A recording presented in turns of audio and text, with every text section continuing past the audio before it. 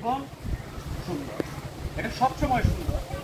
জীবনে এক একজনের জন্য এক এক ধরনের চ্যালেঞ্জ আছে, বাট আমরা সবসময় যেটা করি একজনের সাথে আরেকজনকে তুলে ফেলি। দেখেন, প্রত্যেক মানুষের সাথে প্রত্যেক মানুষের বিভিন্ন ধরনের পার্থক্য রয়েছে, পারিবারিক, সামাজিক, শিক্ষাগত।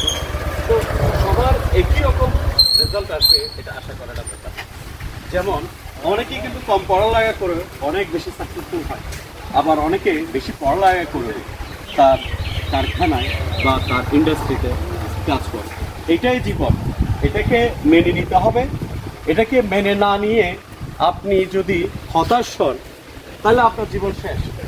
হতাশা জীবনকে শেষ করে দেয়। জীবন সুন্দর, একে সুন্দরভাবে উপভোগ করতে হবে।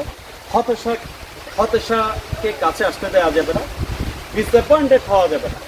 সবসময় একটা আশা রাখতে হবে। জীবনকে সুন্দর করতে হলে এর বিকল্প নেই। এটা বন্ধ করতে